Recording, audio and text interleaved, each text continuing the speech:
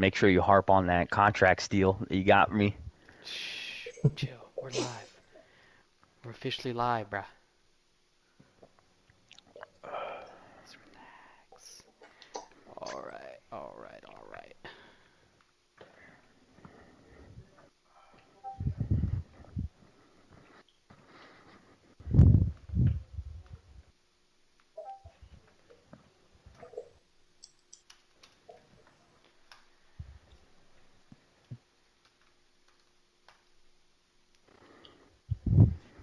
Well, well, well. Hard knocks.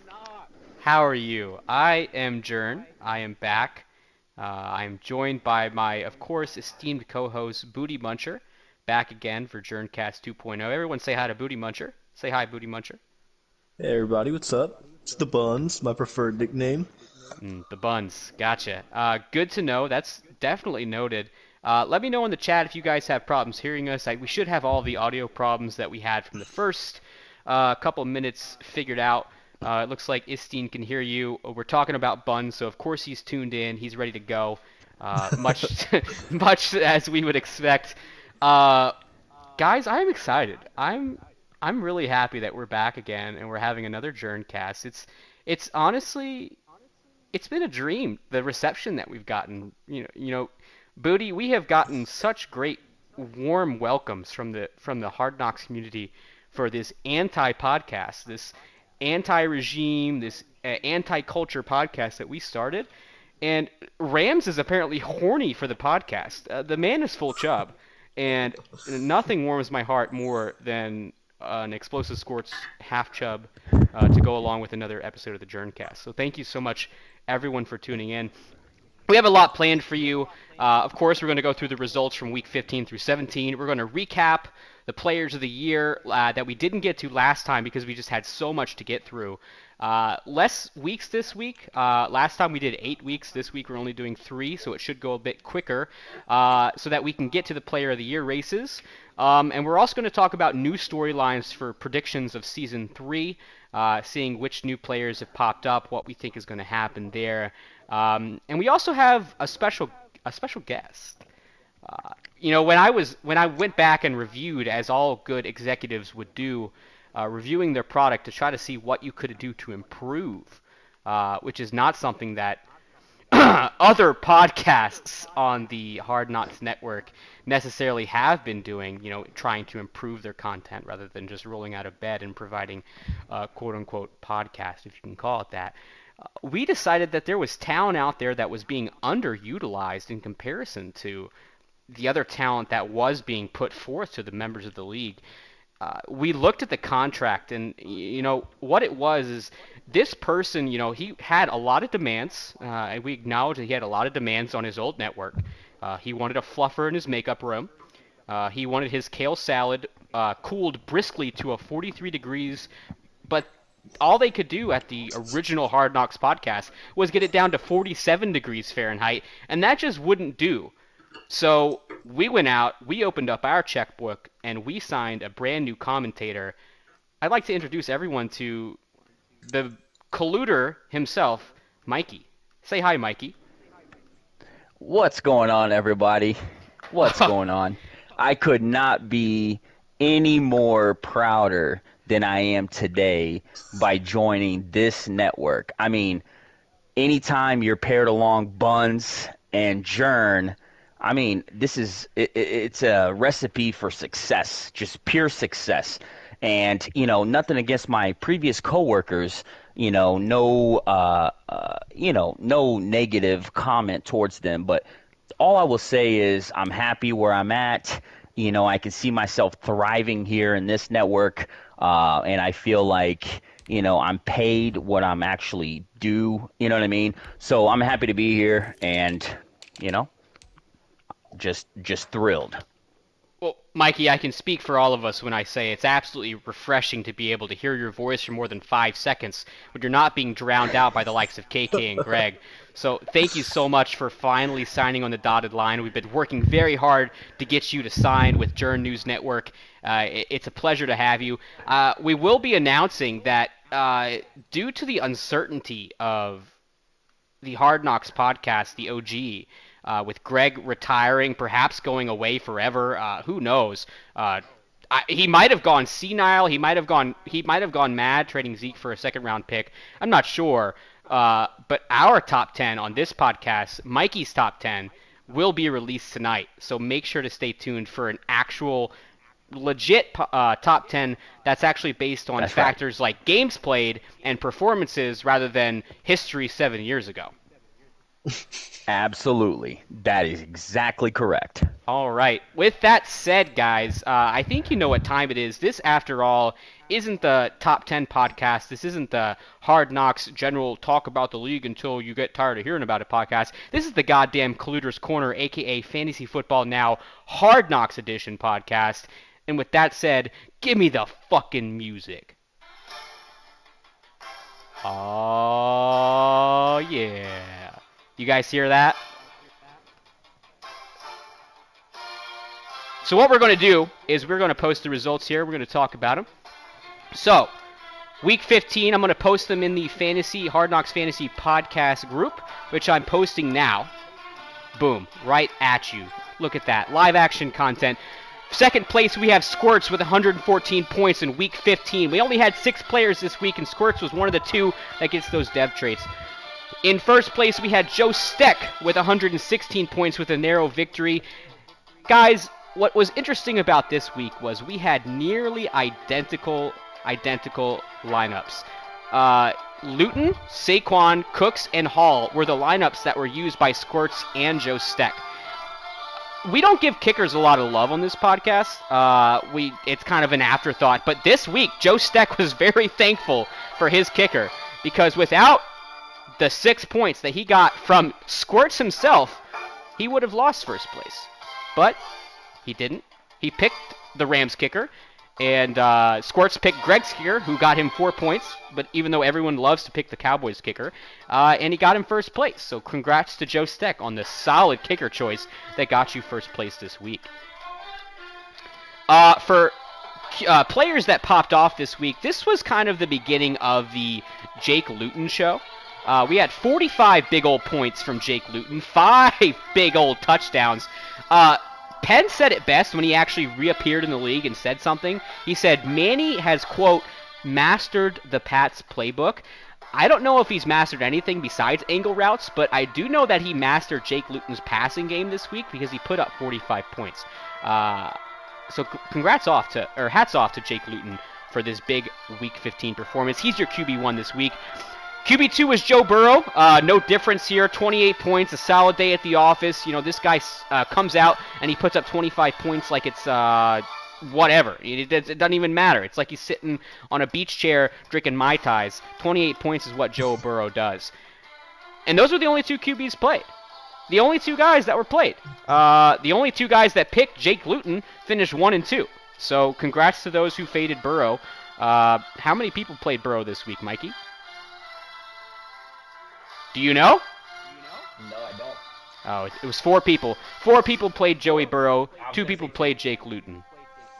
I was going to say more people would have probably played Luton just because Manny was undefeated and probably was on a hotter streak. Oh, that's true. Greg seems sad in the chat. That's so sad. Moving on to running backs, we had Jonathan Taylor as your RB1 this week. He put up a solid 29 points. Once again, we've talked a lot about A-Bomb on this podcast before. A-Bomb loves to run out of strong close. He gives the ball to Jonathan Taylor all the damn time. 29 points is not surprising. He's done that a few times this year, so I have nothing further for that. Start Jonathan Taylor when he has juicy matchups. RB2, listen, I want to give Sib some love. Sib was very upset in my PMs after the last podcast because I did not give any Saquon love. I want to make sure to give my Saquon love at this point. The man had 26 points, good for RB2 this week. Sib decided he wanted to actually play his games and run hard with Saquon at the end of the season. So here's your love, Sib. You can PM me your love and adoration in the PMs. You know I love that as well. And then finally, a special shout-out. None of the other running backs this week seem to do too well, but I do want to give a shout-out to our boy Elstein, whatever you want to call him. He started Kamara despite him being hurt. It's not the last time that we'll see this occur with Kamara or Isteen, but I want to note it that Kamara put up 0 points for Isteen, who could have had a solid week if not for this disappearance. All right, I'm going to actually let Booty jump in for this one because I'm sure he will be very excited to announce who wide receiver 1 was for Week 15. Unsurprisingly, to anyone with half a brain, wide receiver 1 for that week, week 15, was Brandon Cooks with 27 points. Some have said that Brandon Cooks was a quote-unquote flash in the pan, but he was a model of consistency at the end of the season, and nothing surprising there. He really did have a very strong end of the season. Actually, in fact, he actually jumped ahead of John Ross in yards at the end of the season. I think he finished with about 30 more yards than John Ross did. He was still very behind in touchdowns because I put up points and you don't. But he had a very, very, very solid end to the season, and that was nice to see out of the 28-year-old, 29-year-old Brandon Cooks somewhere. Yeah, I think he's 28, something like that. Yeah, he's getting up there. Still very fast, still very good at the receiver position, though. Hell of an end of the season while you were trying to cheese for Watson's dev trait. Only 3 receivers were chosen this week. Ross was in 2 lineups. He had 11 points, and Emmanuel Hall was in 4 lineups for 12 points. So pretty average day for receivers. This kind of goes back to what we said in the first week, Booty. We had a lot of busts, and it seems like most people that were going with their flex, they were going with running backs towards the end of the season, and that's something that we saw continue here. Yeah, the wide receivers, it seemed like every week you had like the big boomers, and then everyone else was busted. I'm not really sure. That's kind of surprising to me because like this year's game is pass heavy, but it is. I would agree it's pass heavy, but we do have people that just find their 5 to 6 run plays that they love to do. Yeah, and they spam them exactly.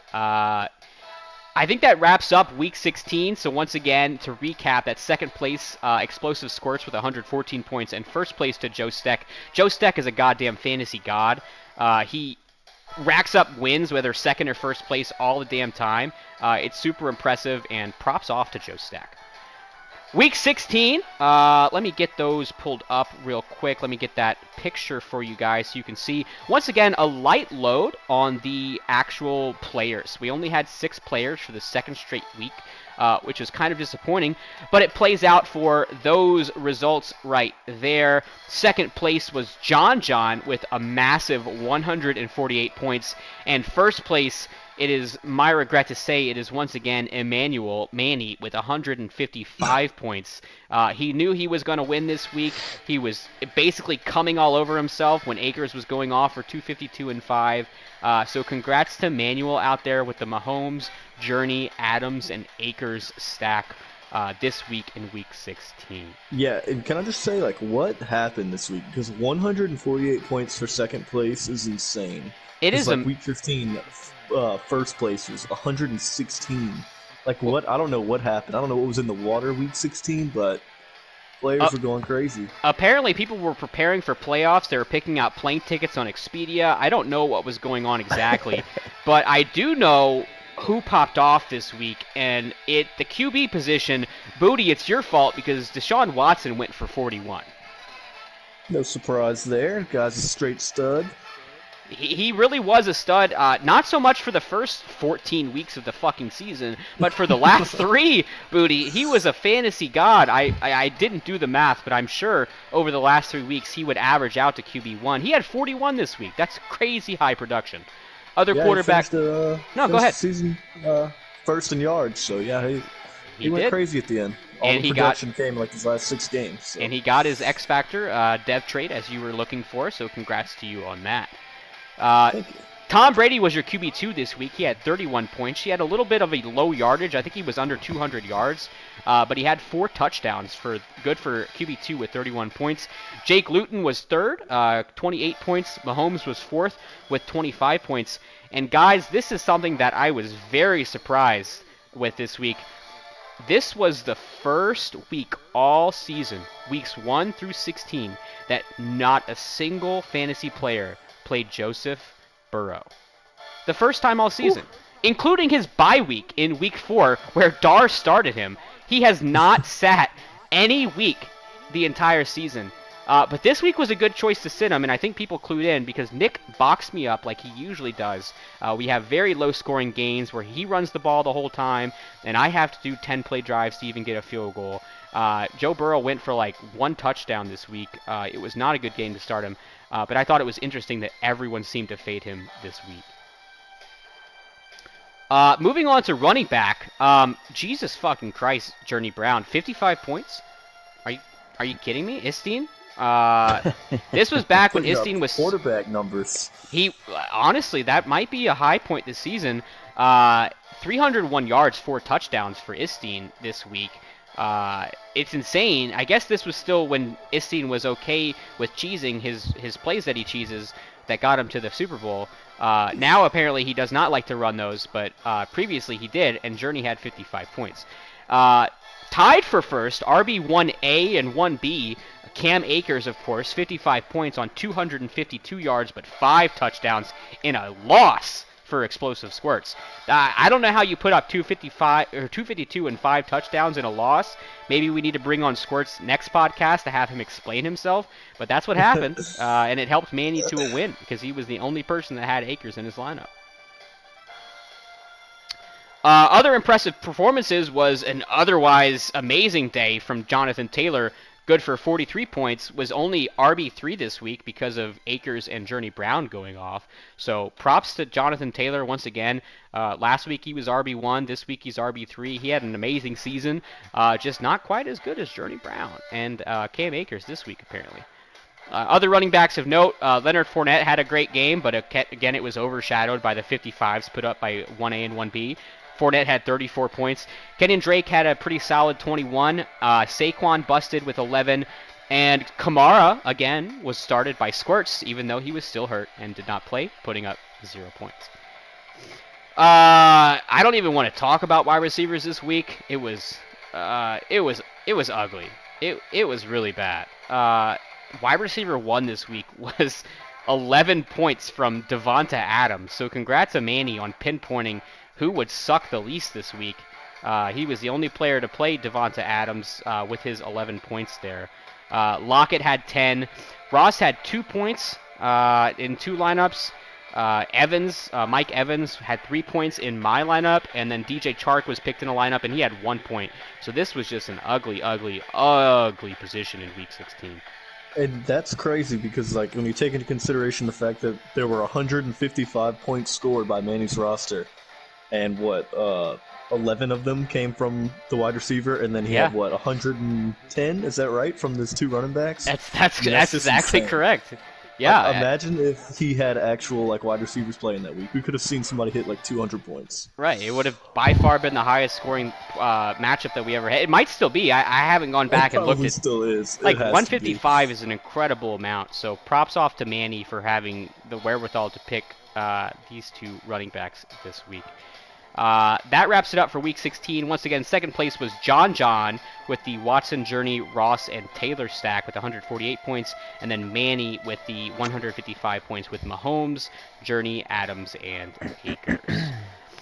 Week 17, guys, we had an explosion in Week 17. We had everybody playing in Week 17.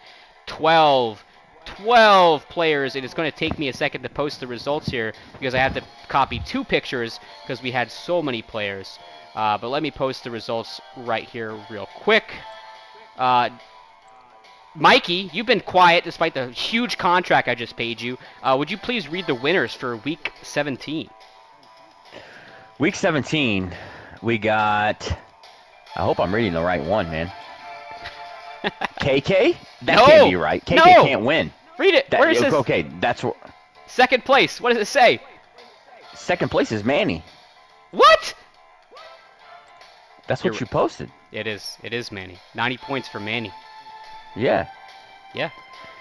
Second place is Manny. Again, we have to. I think he's capped. I mean, he has to be capped at this point. He should be capped soon if he's not capped. How many? Already. No, I mean, how much higher can his guys get? I'm sure he has at least 1 more point to put on a pass blocker to make them 90. What's he going to do? Agility. Improve his punter? I guess. His punter, maybe? God damn. It's not like he uses them. That's true. That hurts. I wish he would use his punter. But yeah, we should really cap him though. He can't get too many more 99 offensive linemen before we eventually I'll just look into tap it. out. Thank you. I appreciate that. I'll look into it. The other network, the higher ups might not be too pleased with me right now, but I'll see what I can do. Speaking of higher ups from other networks, who finished first in Week 17? First in Week 17, and this was my first comment. It's rare saying the name KK and then first place. Right. You know what I'm saying? Like it doesn't go together. So it's very awkward right now saying that KK finished first in Week 17. Unfortunately, I'm just going to read it off of what I see on this screen because it just doesn't go right. Retweets are not endorsements. Retweets are not endorsements. Yeah, KK first place, I guess. 111 big fat points from KK. Congrats to him. This might be his first win all season. He doesn't post a lot, which kind of makes me upset that he just rolls in thinking he's all big and bad, picking Mahomes out of the blue for 43 fucking points and getting the dub this week. That's what he did. He picked QB1 Mahomes with 43 points. Again, QB2 was Jake Luton with 41, so another solid outing 3 weeks in a row from Jake Luton. Deshaun Watson, of course, 33 points. Brady with 28, and then Burrow with 21 in 7 lineups, so you can all suck it. Enjoy that 21 points. Because, Mikey, I ran the ball the entire time against you in that game. Yep. Mixon, I think, had 3 touchdowns that game, so Burrow had a bad game. But the story of the week is Mahomes, who just absolutely popped off. Unfortunately, because of the delay here in the podcast, I can't go back, and I don't know who Mahomes played Week 17, but he did absolutely pop off. Running back, we saw Cam Akers go absolutely nutso again, 42 points from the young buck. That's back-to-back performances where Cam Akers was either first or tied for first. 55 points and then 42 points. Squirts was a little salty in the chat this week because nobody was really picking Akers for Week 2 fantasy. He said, I see y'all forgot about Akers, and then all of a sudden, 3 people picked him in their lineups next. So, I mean, I haven't looked into the results from Season 3 yet, but if it continued off of his end performance of last season, then he's very strong because he finished off the year very, very strong. RB2 was Journey Brown, 28 points. Thank you, Manny. Week 17 was against the Broncos, and everybody knows that Johnny... That's what I was going to say. Everybody knows that Johnny Sins can't play defense anymore. The guy gives up so many points. I don't get it. It's because... You know what it is, guys? It's because 3-4 odd does not have the same juice in Madden 21 as it had in Madden 20, and he just won't switch out of it. It doesn't. And that's all he runs. Yeah, I said it.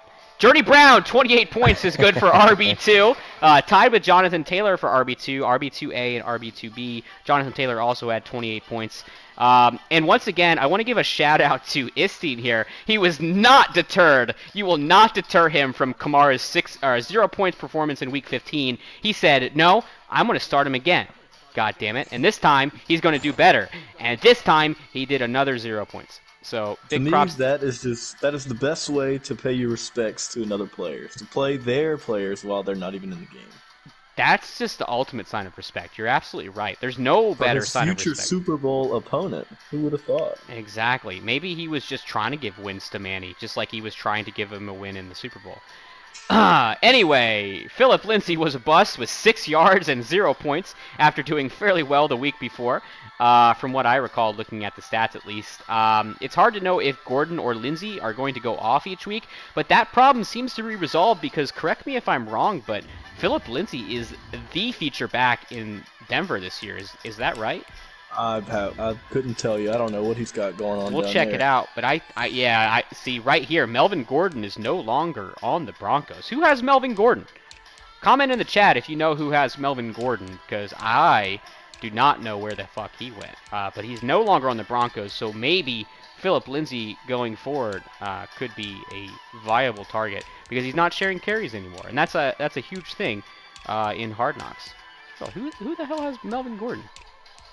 Bears has Melvin Gordon? Oh, and he's got Melvin Gordon Zeke? and Zeke. He has Geis, Gordon, and Elliott. Holy crap. Doesn't he have Geist like Superstar, or was that the team back at one point? That's Jesus insane. Christ. He's got a huge penalty on him. He's got Evasive and Bulldozer, and he's not using it because he has Zeke. That's insane. Three-headed monster. I don't know if I know you see it knows that he can use more than one running back, or he can't use more than one running back on a play with the ball in Well, his hey, hands. I mean, if you were getting a 97 overall running back for free, wouldn't you do the same, regardless of who you had back there? Yeah, that's true. If I had known that Greg was going to trade Ezekiel Elliott for a ham sandwich, I would have definitely been in his PMs as well. Not trade, give. You're right. That's a fair representation of what actually happened. It was very generous of Greg to give away arguably his best player before retiring. It's not arguably. He was the Cowboys' highest rated player, was he not? I think Zach Martin is a 99. He's still there. I tried to get him. Greg will probably laugh in the chat if he's even he's listening. A 98. He's a 98, so he is 1 point better. But in the draft after that trade, I had to direct message Greg, and I was like, seeing the price on Martin because it seemed like there was a fire sale going on down there. But no luck. To be fair, props to I know you see it. Finding a 97 overall X Factor in the second round of a draft is extremely hard. So props to him for his elite scouting abilities. I think Greg picked like a 69 overall tight end or something with that pick, and then promptly left the league. So thank you so much for screwing everyone else. Wide receivers for Week 17, by far, Brandon Cooks just goes off. Wide receiver 1 with 25 points. Not too far, though, because right behind him was Will Fuller from the same Texans team. Booty, you were slinging that pill. 22 points for Will Fuller. Spread the ball around down here. That's right. He's not targeting on one guy. He's throwing to the open man, and it's either Cooks or Fuller. RIP to Will Fuller in real life with his 6-game PED suspension, but no such suspension. No such suspension in Hard Knocks Week 17 with Will Fuller good for wide receiver 2, 22 points. DJ Moore had 13 points, Emmanuel Hall had 12, and after that it was a smorgasbord of shit. Godwin had 10 points, Ross had 3 points, and Mo Ray had 4 points. So that was kind of disappointing from the receiver position. Once again, it's hard to know who's going to go off week to week. You're better off playing 2 running backs in your flex because you know the running backs are about to get 20 carries, especially with all the running backs that are now healthy and back again this season. I just want to say, even though I don't know if I ever did play him, but DJ Moore was kind of like my sleeper favorite player last year. He had some big games that were kind of kept quiet. He was kind of a player in there. Yeah, we did talk about his boom or bust tendency last podcast. We talked about how he was either going for crazy yardage one game or he was doing absolutely nothing the next. This year, though, 1 catch for 20 yards, 2 catches for 45 yards. He's not trustworthy. You just can't trust busting. him. But he did have 1,500 yards and 15 touchdowns last season, so, obviously he was getting thrown the ball sometimes. It's just a needle in the haystack of when he was going to get it thrown to him. So, that is it for your results from Week 15 to Week 17. To recap, Week 15, first place was Joe Steck. Second place was Explosive Squirts. Week 16, first place was Manny. Second place was John, streamer himself.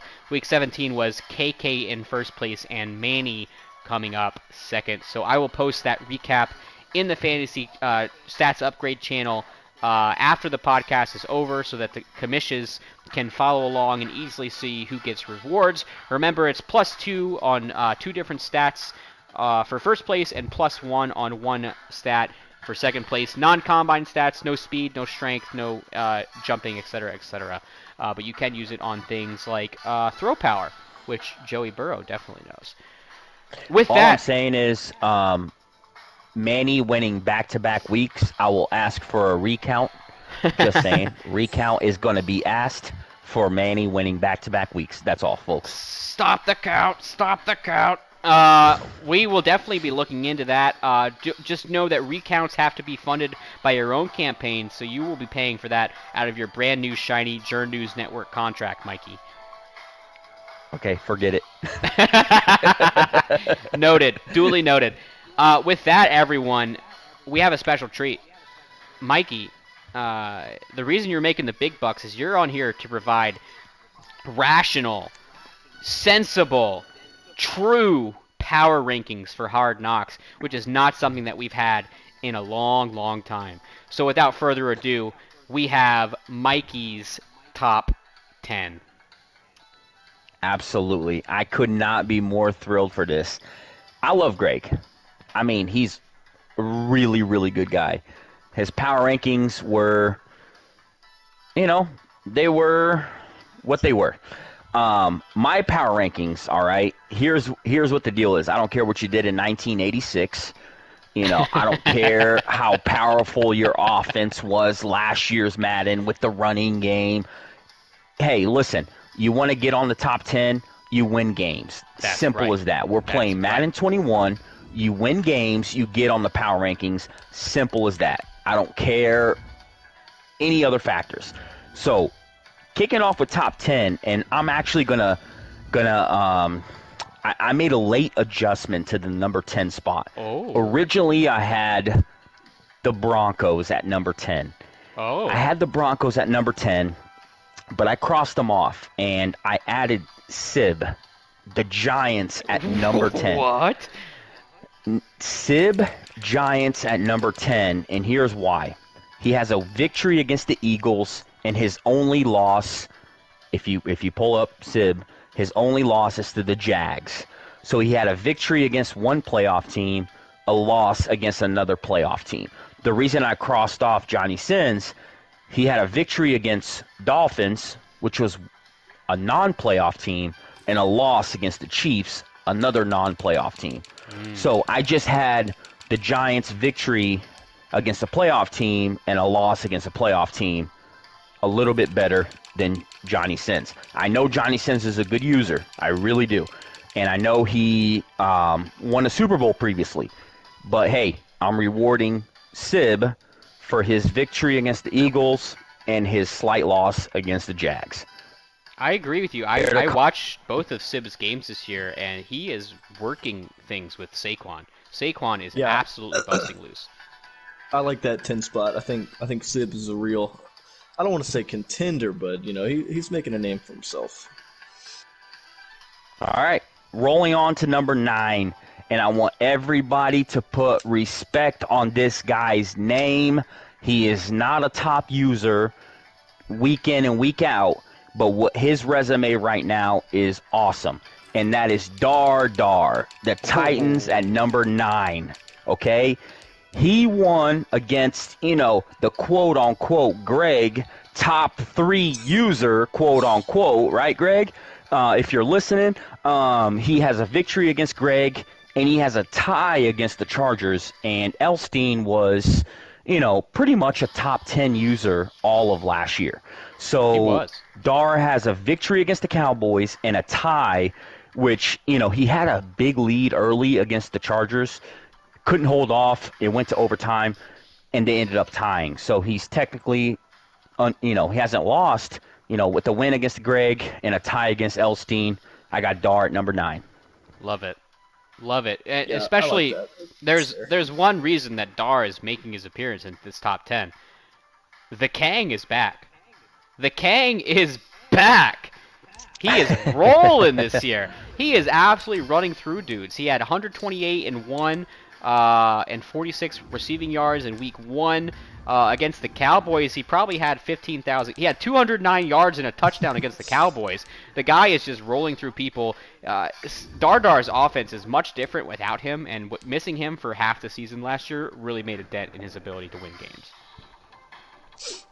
Yeah, Absolutely. I think that's a Rolling good choice. on. Oh, sorry. Oh no, you're good. I was just saying, I agree. Good number 9 pick. All right. Since you finished, number 8, we got the Texans. All right, and we got the Texans. Now, degree of difficulty is not as high. He's got a victory against the Raiders. He's got a victory against the Jets. Not high of degree difficulty, but he's 2-0. He put up wins, and wins matter in my power rankings. He's 2-0. Let's see how he holds off. Last year, he had a couple close games against tough, opponents, but it doesn't matter. It's 21-22 season here, and he's 2-0. So I got the Texans at number 8. I like it. Buns, Yeah, are you that's fair, tanking? too. Are you tanking, trading J.J. Watt? No, I had to get rid of that guy. He didn't fit in the culture. He was locker room cancer. He Yeah. had to go. Hate those 12-year team captain veterans. They definitely toxic locker room culture. Yeah, Number 7. he didn't fit in with the young guys around here, so had to go. Number 7, guys. Number 7. We got to clap. We got to clap here. This is cause for some celebration. I haven't said this name in the top 10, or I haven't even heard of this guy's name in the top 10 in a long time. And his name is K to the K. What? All right? We Okay. got KK. Okay. We got KK at number 7. Now, 2-0. Okay? We can't fault him for who he's played. Week 1 was against the Lions. Okay? He put a stomping on him. I had a close game against the Lions. I was a top 10 guy at one point last season. He put a beat down against the Lions. 37-0. Yeah, he was supposed to win that game, but 37-0, that's a statement. But then he beats A-Bomb, who was borderline playoff team, 10-win team last year, 36-23. So he's 2-0, beating Lions and beating Colts. KK at number 7, I can't believe it. I honestly cannot believe. I don't want to ruin the rest of my power rankings, but I cannot believe I would have KK in a power rankings ahead of Greg. So that's happening, folks. Insane. I like it. The Colts win. That was a big one for him, so I think that's a fair spot. All right, number 6. Number 6, we're moving on. Now it's getting tough. Now it's getting to the, more detailed, more nitpicking. Number 6, I'm gonna put here a guy that I personally played last season in the playoffs, and that's the Jacksonville Jaguars. Okay, that's John, Mr. Fourth Quarter, fourth down rule. All right, we are going with John. Okay, he had the same win, but more of a beatdown on A-Bomb, 40-10 win against A-Bomb. But then he also beat Sib, who I have at number 10. Okay, so those are two pretty good wins, 2 good quality wins for a playoff team coming in this year. Win against, the Colts, win against the Giants. I have Mr. John, WWJJD, baby, hashtag. I got you, bro. I love it. My hashtag, by the way, trendsetter. I would agree with you. That beatdown he put on A-Bomb is impressive. A-Bomb doesn't lose many games 41-10 with his run game. And very, very impressive from Jax. Yeah, I don't know what the rest of your top 10 looks like, but I'll be surprised if by the end I don't still feel like he should be higher. I think John, he's a good user. I think he might even be a top 5, top 6 guy. Okay. Let me continue then. So, at number 5, here's why I put this guy ahead of John. I got Nick. Okay, and that's the Browns. Now, the Browns 2-0, also the same as the Jags. The Browns got to win against the Steelers, and he's got to win against Slick with the Dolphins. Okay, now both of those teams technically weren't playoff teams. At the same as the Jags' 2 wins aren't against playoff teams either. So I have the Browns, who technically had a higher ranking last year than the Jags. Does that make sense? So he's got wins against the Steelers. He's got wins against the Dolphins. I would put the Dolphins as a better user than the Colts. So that's kind of how I have Nick ahead of the Jags. Yeah, I think that's I think so. That's fair. I would probably do the same. I've never played Nick, but I think either if you had put either of them above the other at this point, I probably couldn't fight you either way. So I think that's fair. No, it's tough. It is tough. The Jags is a very good user. I have a lot of respect for him, but I've also played the Browns. He's in the North in Buns. I like you, but you don't know what it's like to be in the North. You know what I'm saying, Jern? He don't know. Oh, He doesn't know what it's like know. to be in the North. I'd be 16-0 if I knew. Listen, as speaking as the king of the North, it is very tough to be the king of the North 2 years in a row. Not impossible, as you've seen from me with one of the worst teams in the league, king of the North 2 years in a row. But it is very tough. So much respect to my fellow North mates, including Nick here at number 5. All right. Moving on to number 4. We got, none other than the king of the North. We got Jern. We got the Bengals at number 4. Now, he has a win against the Steelers. The Ravens, which is myself. That was a pretty good game, Jern. I'm not going to lie. Mikey, that was a great game. That was a great game, man. I had you with about a minute and so left. I thought I had the win. I just didn't have what it took late, but that was a great game. Too much time for Joey B. He marched down the field with ease. Too much time, and you got a win, and then you also pulled a win against the Patriots, which is a playoff team, a team that beat, Slick twice. Yep. So you beat myself, which was a playoff team, and you beat the Patriots, which was another playoff team. You're 2-0. That's why I got you at number 4. You were the winner of the North, and you're 2-0. Your 2 wins against playoff teams. You can't argue with you at number 4. I would argue that that's too low based off of the opponents, but very well, very well. Yeah, what you said, he's number 4, so that leaves 3 ahead of him. I can think of 2 who I can see. I'd like to see who the third one is, because that's a little surprising, but we'll see. All right. So number 3. This might come to a surprise. I promise, Manny, there's no haterade here.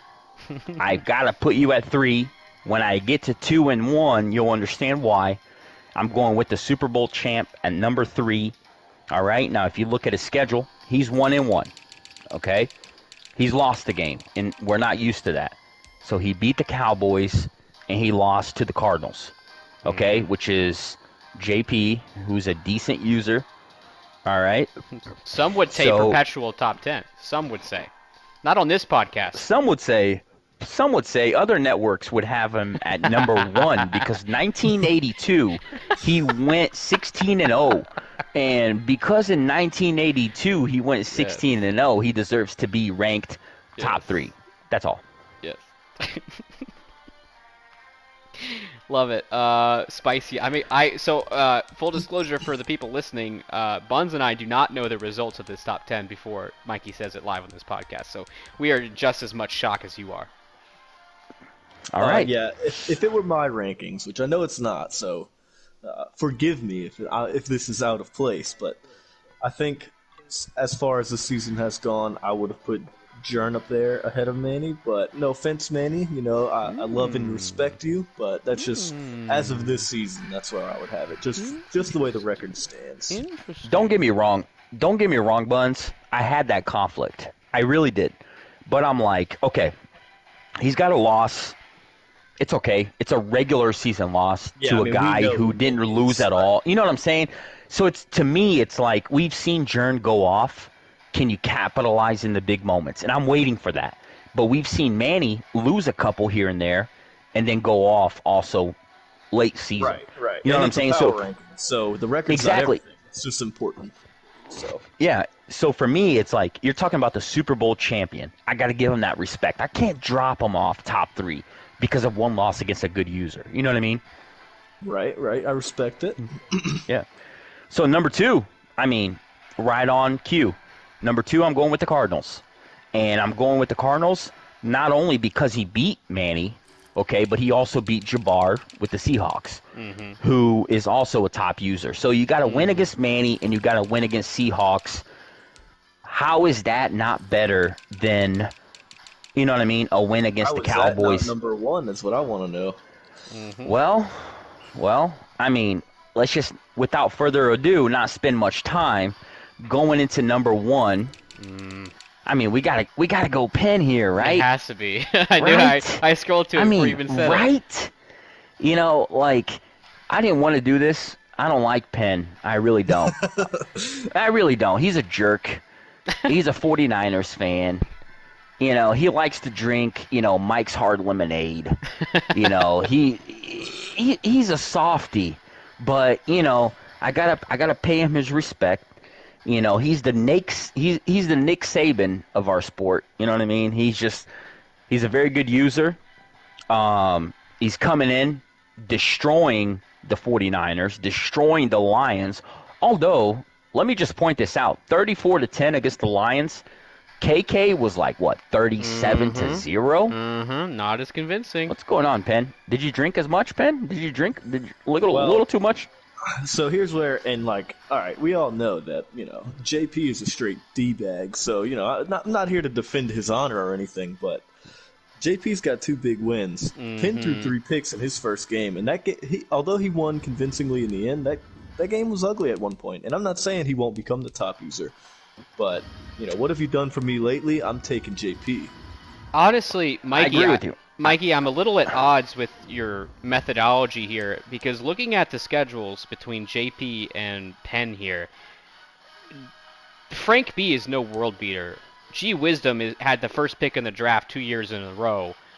Why is his resume more impressive than JP's after beating Jabbar and Manny? It almost seems. I'm not saying it is but it seems like you're a little bit mixing up history with current results. But that's just See, one man's take. I knew you would say that. Just but one man's here's take. where I had no. Check this out, my guy. Here is where I had myself. I was like, if my guys come in here and they back me into a corner and they ask me about this, what am I going to say? What can I say? Yes, that You know is what my I'm saying? question. And what I say is this, guys. Fast forward to week 3 matchup. Who do we got here? Oh. Well, that begins. Who do we got? No. That avoids the question. Who do we got? Week 3 matchup between the Falcons and the Cardinals. And you're telling me Vegas would favor the Cardinals? Is that what you're telling me, Jern? You're going to put your money on the Cardinals right now? Buns, you're going to put your money on the Cardinals right now? Exactly what you just said, Mikey, proves my point that your ranking is based off your perception rather than results on the field. And with that, I rest my case and I'm reducing your contract price by 10%. You see, and that's a good point. We will talk a week from now. We will talk a week from now. That's definitely a good point, and it's interesting to bring it up. But when we're talking power rankings and, your results on the field, I mean, we all know that, no offense to anyone in here, but we all know Penn's going to win that game. But whoa! I'm not going to believe it until I see it, just for the simple reason that, the results, I mean, what are the chances JP winning those 3 games in a row? There's no way. There's a way. I believe in JP. I've been down on JP for a long time. JP can beat Penn. He can. But here's the deal. Yes, you're right, Jern. You caught me in the little back to history momentum. Yes, like moment. Absolutely. Truth shall set you free. Absolutely. No, I get that. But I can't, you're talking about, if you look at the Hall of Fame of Hard Knocks, it's Penn, and that's it. He's absolutely dominated every single Super Bowl that he has wanted to. You know what I'm saying? Well, so when he comes back, and he gets the Falcons, and the Falcons has been trash. It's been trash. And you know what I mean? And he puts up two wins. He's 2-0. The same as you can argue JP beat Manny. Okay, he should be 1 or 2. You know what I mean? He could be 1 or 2. He ain't played nobody. The fact that he hasn't played anybody. Okay, so that's my number 1 is Penn. JP number 2. We got this big matchup coming up. We shall see next version of the power rankings. That's all I got to say. Game of the week. Got to be game of the week 3. Absolutely. Exactly, Manny. Yes, sir. Yes, sir. Yes, sir, and listen, Manny. I don't think JP has no shot at all. He absolutely has a shot. Penn has thrown 6 interceptions against me in a league game before. So, absolutely, JP has a shot. Yes, I agree. He has a shot, and he will probably win the game, in my opinion. Moving on, it doesn't change the fact that he should have been ranked 1 this week, notwithstanding what happens next week, if we're basing it off of results. We're moving on. That was Mikey's top 10. Sib, Dardar, Texans, KK, John, Nick, Jern, Manny, JP, and Penn for some reason. That is it. We're going to talk about fantasy players of the year. We had some tight races here this year. So we're going to go through and we're going to name a top 3 for each position, starting with quarterback, running back, and then wide receiver.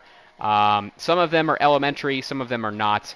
But it did get close at the end of the year because some of the usual players did not have good ends to the season. Fantasy players of the year for QB. Number 3, I had Tom Brady, and this might be a little controversial because Season 1, he was great. Season 2, he was up and down because of the rapid disappearance after Week 10, Year 1 of everyone's favorite Darius. But he was consistent. He didn't put up huge 40-point games, 50-point games like some quarterbacks did. But he was consistently putting up 25, 26, 27, 28 when he was chosen. And consistency is something that we have to take into account when we talk about fantasy. He didn't have any bust weeks, and that was very, very important. So number 3 quarterback, Tom Brady on the season. Number 2, and this is going to make some people mad. Number 2, strong end to the season. This passer finally figured out the pass game halfway through the season and never looked back, riding it all the way to a championship in the Super Bowl. Jake Luton is your QB2 for Hard Knocks Fantasy Year 2. He had some amazing games. I think he was QB1 or QB2 the last 3 weeks of the season, I think is what we had. He had 41 points in Week 17. He had 28 points in Week 16. And then he had 45 points Week 15. So very, very strong end of the season. But boys and girls, fantasy is not a 3-game stretch. Fantasy is a season-long game. And that's why you're QB1 of the year, none other than Joey B, the young bull, Joseph Burrow. He had a slow end of the season, but that doesn't matter because he had the 5th most yards, the most touchdowns, and he was started in every week but 1 week. When you needed a quarterback and you didn't know who to go to, Joey B was there for you. When you had to pick out a grinder that would carry your team with 280 yards and 3 touchdowns, probably all of them to John Ross, Joey goddamn B was there for you. And that is why he is QB1 for Fantasy Year 2. I'm not going to lie.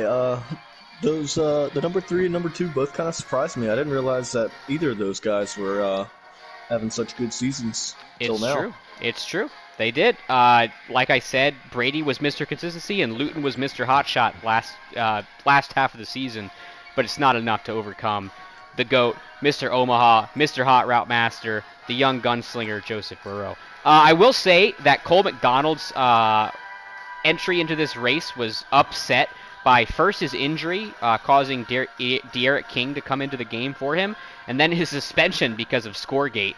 If those 2 things hadn't happened, then perhaps Mr. McDonald would be somewhere on this list, but he did get hurt and he did get suspended, and that is why he is not on this top 3. But I do see you out there, Nick. I see you working with Mr. McDonald, and you're not forgotten. Running backs. Moving on to running backs. This was the hardest one for me in terms of 3 and 2. Number 1 wasn't that hard. But number 3, this is going to be Alvin Kamara as your number 3 running back this season. He really started taking off midway through the season in the pass game specifically. Once Manny figured out how OP angle routes are and started throwing them, started putting Kamara on them every single route and checking down to him, Kamara's numbers just skyrocketed. I don't know how you could leave him off this list because of how consistent he was in the later half.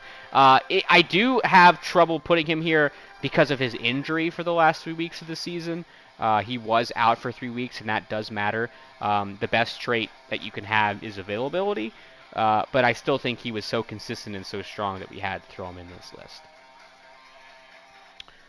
Number 2, your RB2 for the year, Jonathan Taylor. What more can we say about A-Bomb? Mr. Consistency. He had huge weeks of 40 plus point games. He was, at least in my lineup, every time I could pick him, I was throwing Jonathan Taylor in there. I didn't care about the matchup. I was putting him in there because I knew A-Bomb runs, runs, runs. He was a mainstay in so many lineups, and that is why he is RB2. And we don't even really need to digress on who RB1 was. He was the MVP of the league. JB2K, I think he had like something like 30 plus touchdowns receiving and rushing. Journey Brown was just a machine in his rookie year. He is RB1 by a mile. If not for the John Ross rule coming into effect this season at week 10, the Journey Brown rule would have come into effect in week 12 or 13 because he just went absolutely nutso. And I will shocker there at that bet number 1 spot. Didn't see that coming.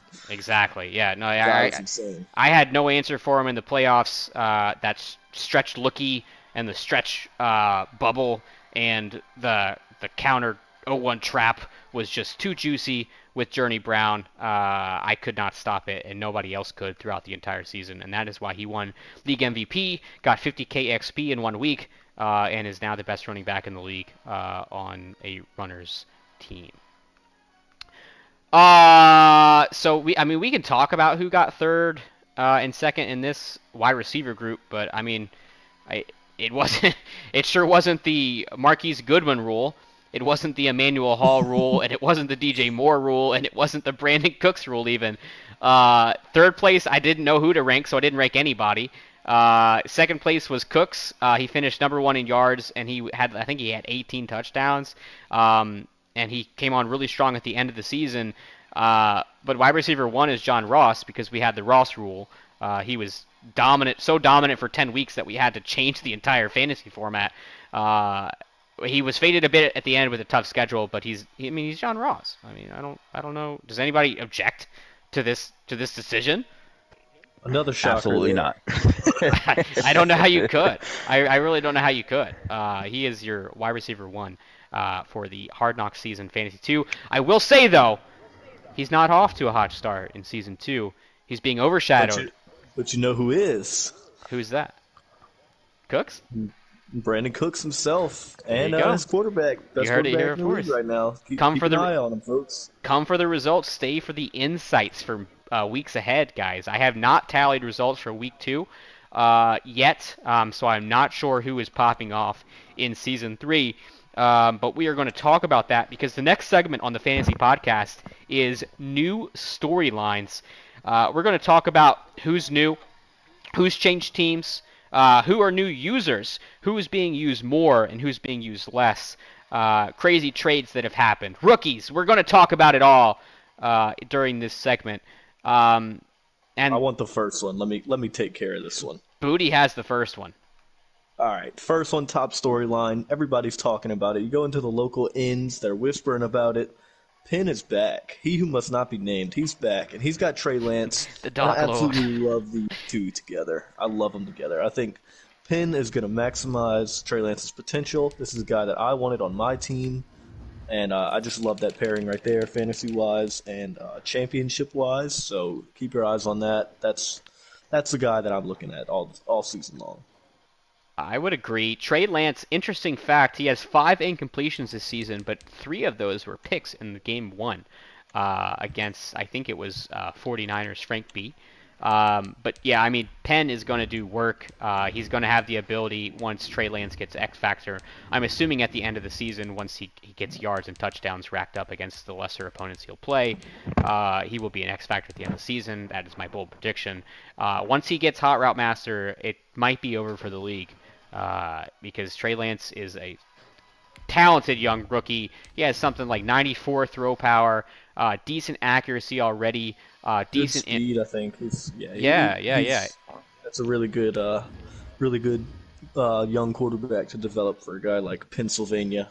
It's really nice. It is really nice to see Falcons becoming viable in fantasy as well, because for the longest time we didn't I forgot the Falcons were a team in this league because they didn't have a user, or they had who was the guy that was the Falcons user for the longest time and disappeared? Was it Coach or I don't even remember who. Ricky. No, it was Rocky. Rocky, that's right. See, no, I Who never is remember. Rocky? I don't even know who Rocky is because he was Jeopardy. never Who there. is Rocky?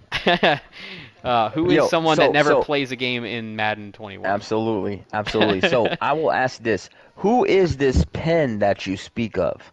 Because I got a little bit of heat with my power rankings, but here is the deal.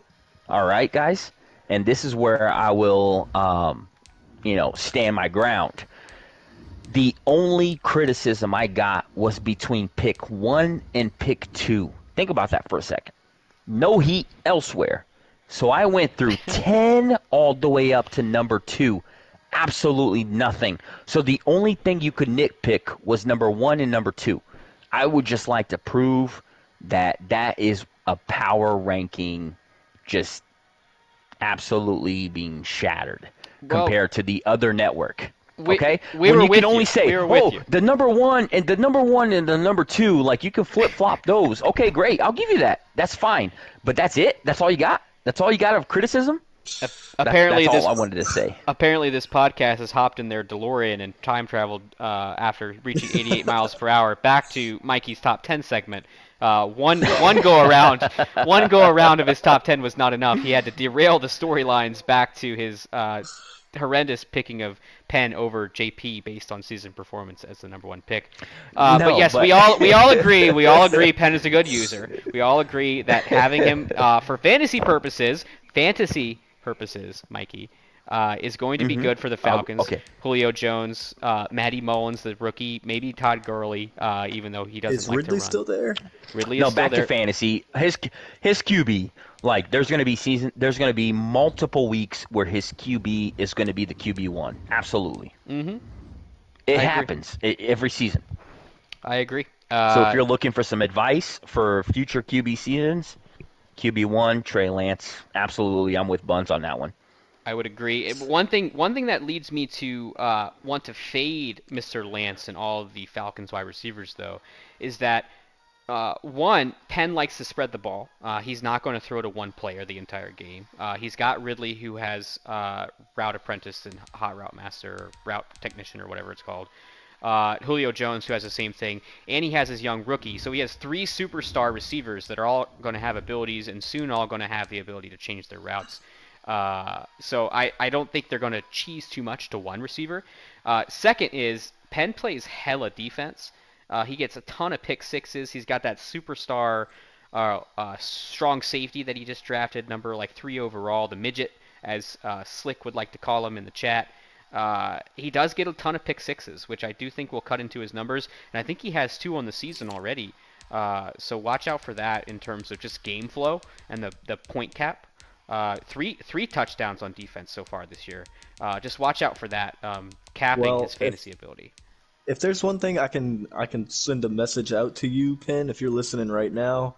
I know you're not new around here, but things have changed a little. This is the fantasy man's world, and if you want a little respect from your colleagues, a little handshakes, I suggest you score some points when the guys are relying on you. But to each his own. So just keep that in mind. They will turn on you with a quickness. You better provide. You better provide sustenance. Moving on to the next topics, we're going to talk about player positions. We're going to talk about QB, wide receivers, and running backs. Some storylines that we're going to be following. We're not going to go too in depth, but I just want to point out some things that have kind of stood out that might become fantasy relevant in the future. First off is Tom Brady was our number 3 quarterback last year in fantasy player of the year race for quarterback. This year, Tom Brady no longer plays for the Buccaneers. He now plays for the Bengals, backing up the GOAT Joey Burrow. This year, the Buccaneers starting quarterback is Joe Nava, a young rookie who I liked a lot in the draft when he was picked. 94 throw power, decent accuracy for a rookie, and he has hidden dev trait. Only 22 years old, so he'll dev quick as well.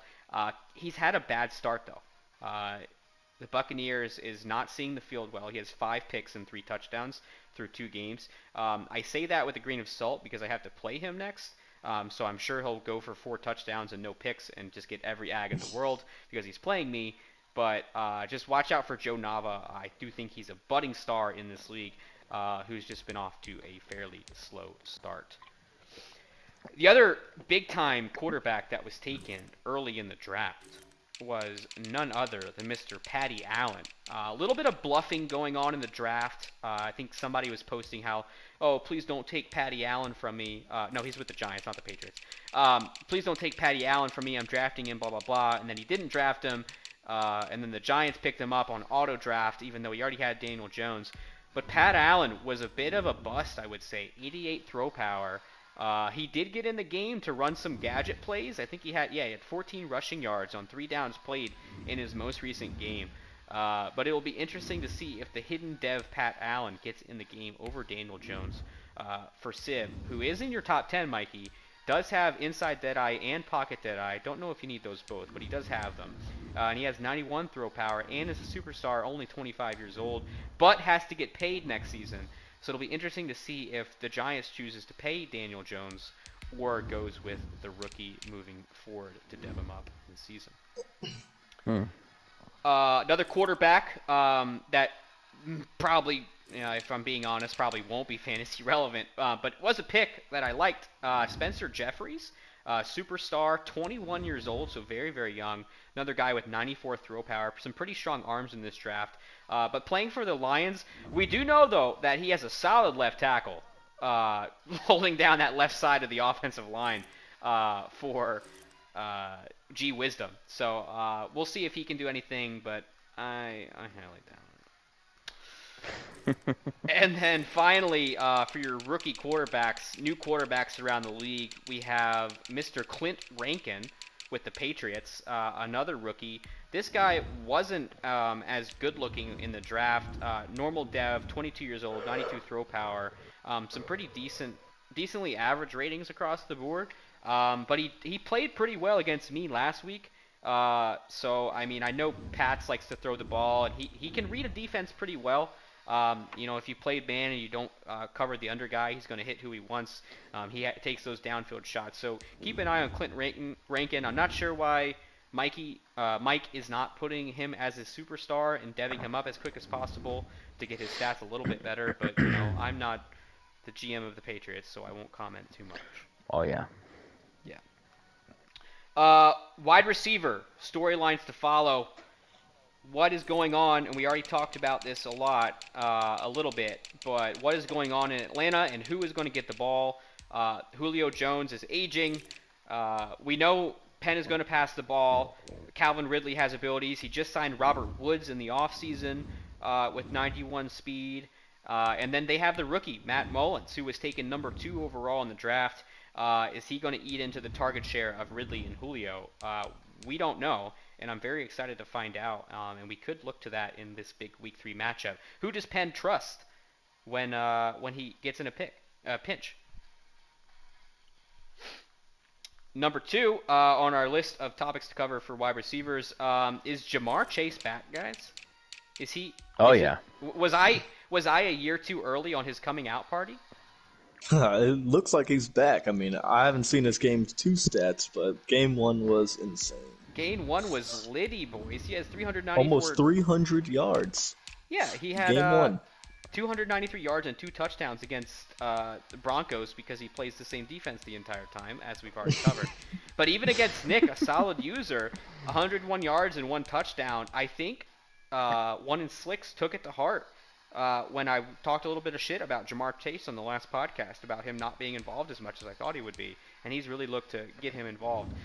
So watch out for Jamar Chase. I've seen him in a few lineups already. I think people took notice of that huge 293-yard performance in Week 1 against Johnny Sins. The next topic, the speedsters, the young goats for the Rams and the Washington football team. Lynn Moss, who was taken very, very early, and then Jabbar Greeley, our very own Jabbar Greeley, making an appearance for the Rams offense, who had a 40 time that was 11 points slower, but has the same exact speed as Lynn Moss and was better in every category, picked a few picks later. I know KK was upset about that one. I watched the Rams stream recently, and I saw him using Jabbar a lot. Yeah, I mean, just from doing my players to watch, I've noticed that the Rams My boy Rams, shout out. Looks like he's actually throwing the ball around this year. We'll see if that continues, but definitely a guy to keep your eye on. He is chucking it. The guy has 95 speed. His route running isn't great, but it looks like the ability that Squirts has chosen for him was evasive rather than route technician. So that's interesting. It might be that he's throwing all those bubble screens and drags to Greeley and hoping he busts loose and can do the Istine swerve around people. But that'll be interesting to watch because he is abusing the hell out of him. Another note, though, is Cooper Kupp absolutely went crazy last game. I was watching that game, and Cooper Kupp seemed to be getting behind the defense every other play. 178 yards and 2 touchdowns against Frank B. So watch out. Let's see if Cooper Kupp can become fantasy relevant for the Rams moving forward. The second to last storyline that I have for wide receivers is this the downfall of John Ross? Not in the sense that he's not being used at all.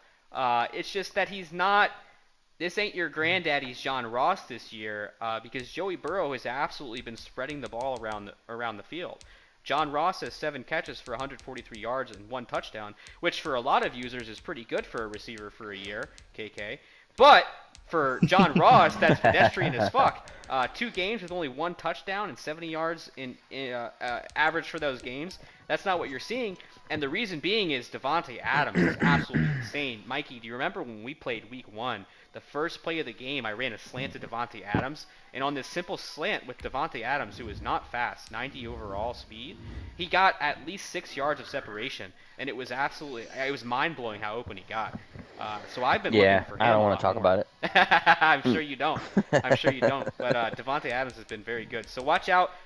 You can't just cheese John Ross every game unless someone comes and gets Devontae Adams from me, because I will remind you that 95 overall X Factor receiver is on the board. See, this right here, this production could be yours for a low price of a fast corner.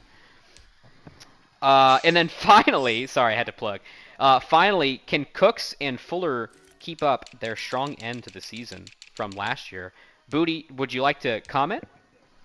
Yeah, they can, and they have. Jesus, and they will really continue have. to do so. Fuller decided in the offseason all he was going to do was catch touchdowns. He has 2 catches for 2 touchdowns this year on 68 and I guess a 70 or a 52-yard bomb. So good for him. Quick math. And then Brandon Cooks has 184 yards and 4 touchdowns, so he's being abused out there. So, did you add Dallas Goedert as well? Yeah, I traded for him last year. I don't really throw to tight ends. Spoilers. Whoa, don't leak that, that, bro. Don't leak your scouting report on the pod, bro. Hey, man, Buns don't care. They got me figured out. He's gonna tell you what he's gonna do, and he's still gonna do it. And you fact of the matter is, I'm gonna score 40 on you. If you can outscore me, you win the game. Simple as that. Well, a lot of people, unfortunately for you, Buns, can outscore you. So we'll look into that moving forward. Yeah, we'll see how it goes. All right. So keep your eye on Cooks. I know a lot of people have been picking him, continuing off his strong end to the last season. Let's see if people start keying in on him as you make it very aware that you like to throw to him.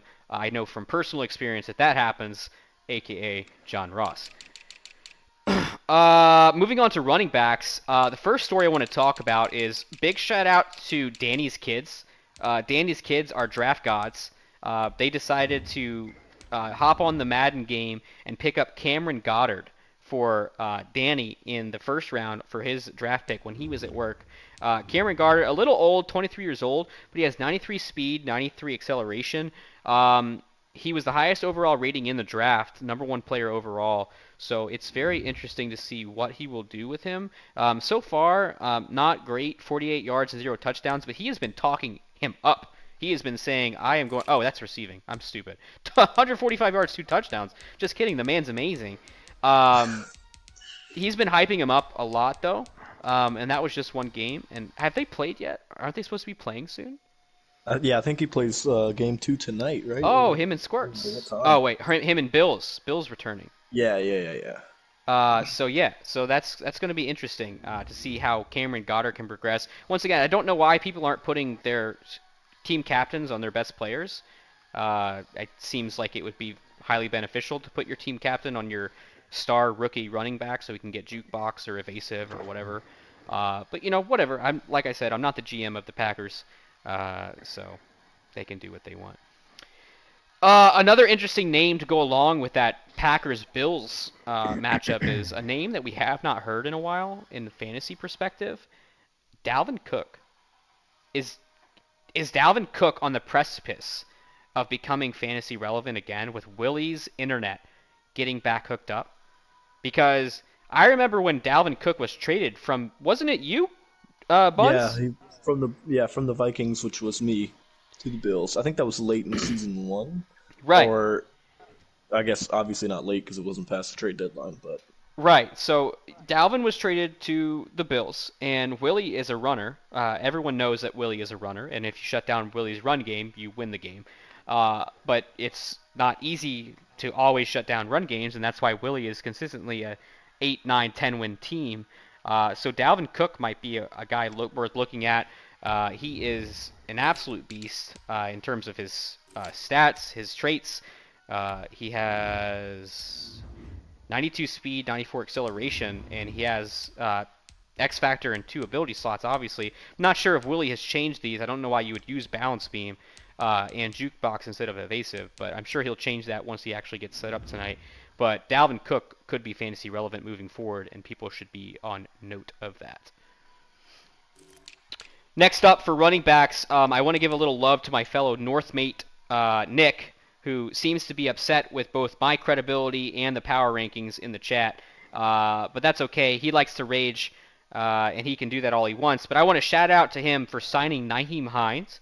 I remember when Nick still had Hunt and Chubb, he would commonly switch off this 2 running back system and keep them fresh. I'm very worried about having to play Nyheim Hines moving forward because he has Evasive and RB Apprentice.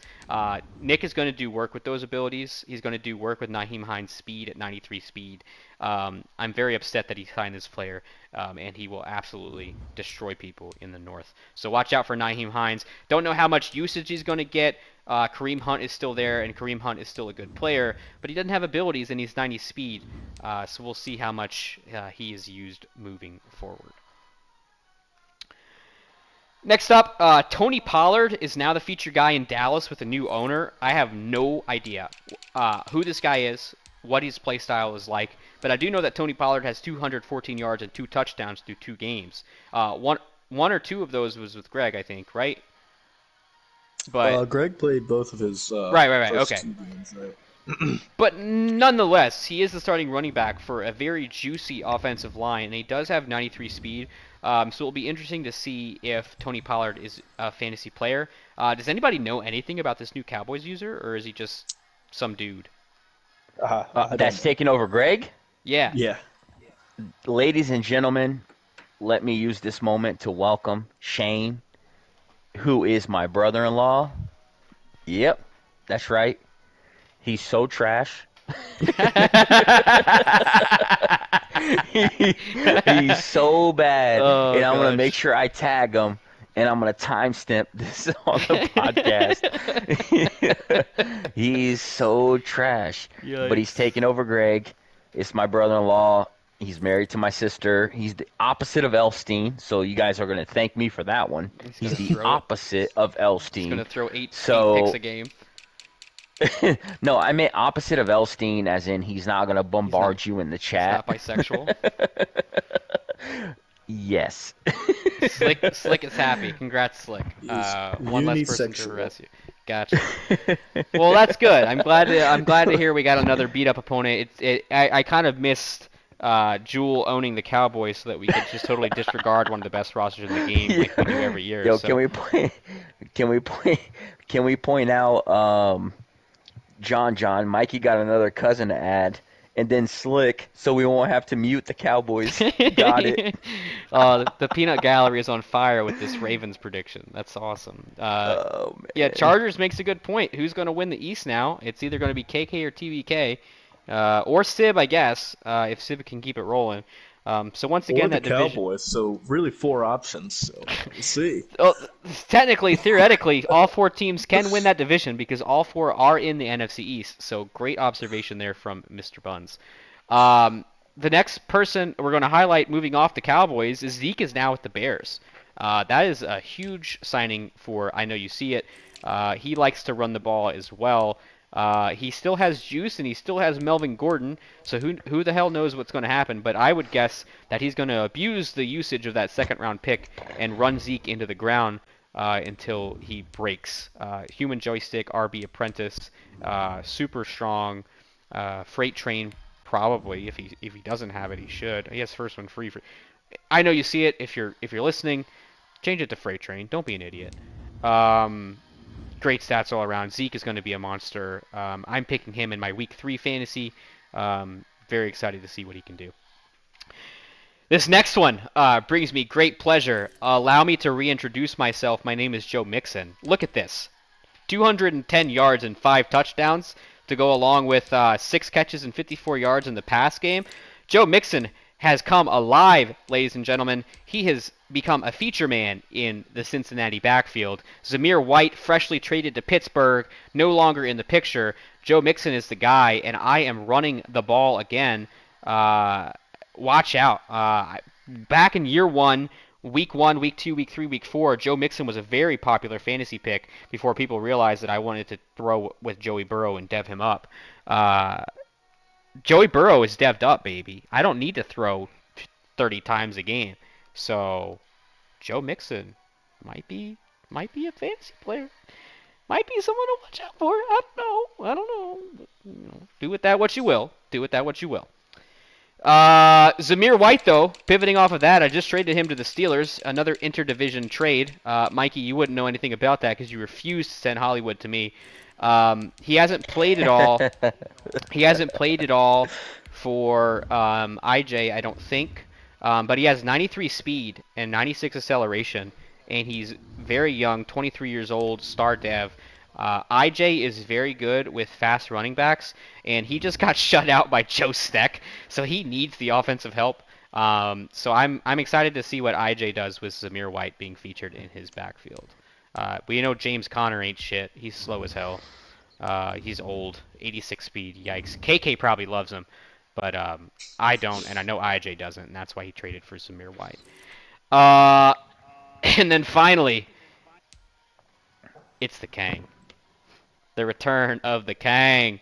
337 yards, 2 touchdowns for Derrick Henry, 7 catches for 58 yards.